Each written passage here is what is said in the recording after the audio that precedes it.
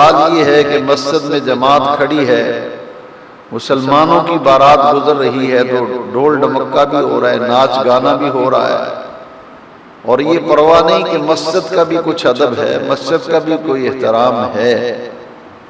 یہ ساری باتیں اس لیے ہیں کہ دین کی رغبت، دین کی محبت دلوں سے تیزی کے ساتھ نکلتی چلی جا رہی ہے۔ اس میں میڈیا کا بڑا عمل دخل ہے، اس میں غیر مسلم قوتوں کا عمل دخل ہے، اس میں حکمرانوں کا عمل دخل ہے، جس کی وجہ سے مسلمان دین سے بیگانہ ہوتا چلا جا رہا ہے، اور پھر رونا روتے ہیں پریشانیوں کا، تکلیفوں اور دکھوں کا، سیلاب کی تباہ کاریوں کا، کبھی زلزلے کی تباہ کاریوں کا۔ کسی نے کیا خوب کہا کہ جب میں کہتا ہوں یا اللہ میرا حال دیکھ، حکم ہوتا ہے اپنا نامہ اعمال دیکھ۔ ہم نے سب کچھ اس دنیا کو سمجھ رکھا ہے، اگر رمضان المبارک کا احترام نہیں ہے، مسجد کا احترام نہیں ہے، دین کا احترام نہیں ہے، تو پھر ہمارے ساتھ وہی کچھ ہوگا جو اپنے ہاتھوں سے ہم کر رہے ہیں۔ آج ہم اس حقیقت سے آگاہ نہیں ہیں کہ مسلمان رمضان المبارک روزے کی اہمیت سے اور جمعۃ المبارک کی اہمیت سے آگاہ نہیں۔ اگر آگاہ ہے تو پھر یہ تجاہل عارفانہ کہیے یا کیا کہیے کہ سب کچھ جانتے ہوئے بھی ہمارے اندر وہ ذوق و جذبہ پیدا نہیں ہو رہا، تو کل جب قیامت کے دن اللہ کی بارگاہ میں ہم پیش کیے جائیں گے اور حضور سید عالم صلی اللہ علیہ وسلم کی بارگاہ اقدس میں پیش ہوں گے، تو حضور کی بارگاہ میں کیا منہ دکھائیں گے؟ جب اس وقت پوچھا جائے گا کہ شرم نہ آئی تمہیں رمضان شریف میں سرعام کھاتے پیتے اور مسجدوں کی بے ادبی اور بے حرمتی کرتے ہوئے، اور نام تمہارا مسلمانوں والا، پیدا مسلمانوں کے گھر میں ہوئے، تو مسلمان بن کے تو رہنا چاہیے۔ وہ لوگ جن کو غیر مسلم کہا جاتا ہے، وہ اپنے مذہب کی کس قدر پاسداری کرتے ہیں، اور مسلمان یہ دین سے بیگانہ ہے۔ آپ دیکھیے، یہ آپ کے قریب ہی ننکانہ صاحب شہر ہے۔ مجھے بہت سے احباب نے یہ بات بتائی اور میں نے اس کی تصدیق کی، اور یہ بات پائے تصدیق تک پہنچی کہ یہ درست بات ہے۔ انہوں نے کہا کہ ہم ننکانہ صاحب دوست اکٹھے ہو کے گردوارہ دیکھنے گئے، اور جب گردوارے میں داخل ہونے لگے تو گردوارے کا جو خادم تھا، متولی تھا، اس نے ہمیں روک لیا۔ اس نے کہا کہ تم مسلمان ہو، سکھ مذہب سے تمہارا تعلق نہیں، لیکن آئے ہو تم ہمارے عبادت خانے میں، تو اس میں داخل ہونا بھی تمہیں ہمارے طریقے کے مطابق ہے، اس کو دیکھنا بھی ہمارے طریقے کے مطابق ہے، ورنہ تمہیں اجازت نہیں دی جا سکتی۔ انہوں نے کہا کہ آپ کا مذہب کیا کہتا ہے، آپ کے عبادت خانے میں آئیں؟ تو انہوں نے کہا کہ وہ دیکھیے چھوٹی سی تالاب بنا ہوا ہے، پہلے وہاں جا کے پاؤں دھوئیں، اپنے پاؤں دھونے کے بعد یہ رومال لٹکائے ہوئے ہیں ہم نے، ان میں سے ایک رومال لو اور اپنا سر ڈھانپو اور پھر ہماری عبادت گاہ میں داخل ہو۔ اگر یہ طریقہ تم اپناتے نہیں تو پھر ہماری عبادت گاہ کو دیکھنے کا تمہیں حق حاصل نہیں۔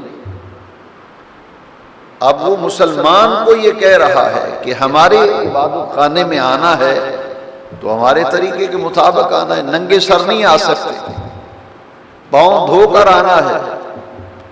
تو میں نے دیکھا اور سنا تو شرم سے سر جھک جاتا ہے مسلمان کا کہ یہاں وہ داخل ہونے کے لیے کہہ رہا ہے، سر ڈھانپ کیا، یہاں رب کے حضور ہاتھ باندھ کے کھڑے ہیں تو ننگے سر نماز پڑھ رہے ہیں۔ دیکھا دیکھی، ایک آدمی کو دیکھا ننگے سر نماز پڑھ رہے، تو دوسرے نے دیکھا کہ اس نے بھی پڑھنا شروع کر دیا۔ ایک لڑکے کی پینٹ پھٹ گئی تو اس نے اس پہ ٹاکی لگا لی، تو دوسرے نے دیکھا تو اس کو اسی طرح ٹاکی لگا کے کہا یہ رواج بن گیا۔ وہ دین کی مبادیات اور دین کے اصول جو ہیں ان سے بے خبر ہم ہو گئے۔ لہذا یہ زمانے نے ہمیں یہ دن دکھایا جو ہمیں دیکھنے پڑ رہے ہیں، لیکن ابھی وقت ہے سنبھلنے کا، اور قرآن مجید میں رب کریم نے ہمیں حکم دیا ہے، اور جو آخری عشرہ رمضان المبارک کا آ رہا ہے، 16واں روزہ تو آج خیریت سے ہے ہی جن کا ہے، اور اس کے بعد آپ دیکھیے کتنے دن باقی رہ گئے۔ 10 دن تو ہونے نہیں دینے ہم نے، 9 دن ہی کرنے ہیں۔ یہ مسلمانوں کا شیوا ہے، شور ڈالنا ہے کہ نہیں جی یہ تو عید ہو گئی ہے، یہ کیوں نہیں کر رہی، اور 9 دن وہ رہ گئے اور 3 دن باقی وہ۔ تو اب یہ دن جو باقی رہ گئے ہیں ان میں ایک پیغام میں آج کی خطاب جمعہ میں آپ کو دینا چاہتا ہوں۔ رب کریم نے قرآن مجید میں فرمایا ان اللہ لا یغیر ما بقوم حتی یغیروا ما بانفسہم۔ اللہ تبارک و تعالی اس قوم کی حالت تبدیل نہیں فرماتا، اس کے احوال کو بدلتا نہیں جب تک وہ قوم اپنے حالات کو خود بدلنے پر تیار نہ ہو۔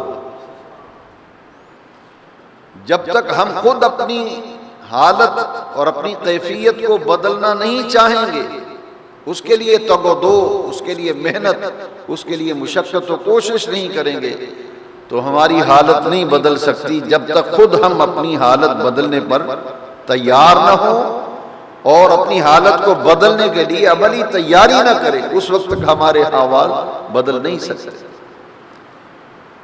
اپنی روایات کو ہمیں قائم رکھنا ہوگا، لباس ہمارا وہ ہو جو محمدی لباس ہے، یعنی اسلامک کلچر جو ہے اس کو اپنانا پڑے گا۔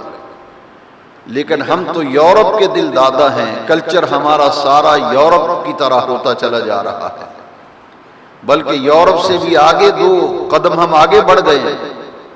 بے حیائی اور عریانیت جو ہے اس میں ہمارا پہلا نمبر ہے پوری دنیا میں۔ تو احوال کو بدلنے کے لیے اپنی حالت کو پہلے بدلنا ہوگا۔ جب اپنی کیفیت اور حالت کو بدلیں گے تو پھر ہمارے احوال بدلیں گے۔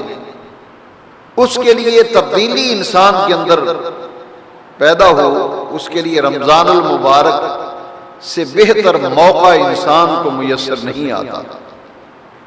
پورا ایک ضابطۂ حیات ہے اسلام کا، اور اسی ضابطۂ حیات کے اندر رمضان المبارک کے دن اور رات کے اوقات، اور اس میں کچھ پابندیاں، کچھ اپنے آپ پر پرہیز لاگو کرنا، تو یہ مواقع جو ہیں یہ دراصل ہماری اصلاح کے لیے ہے، ہماری تبدیلی کے لیے ہے۔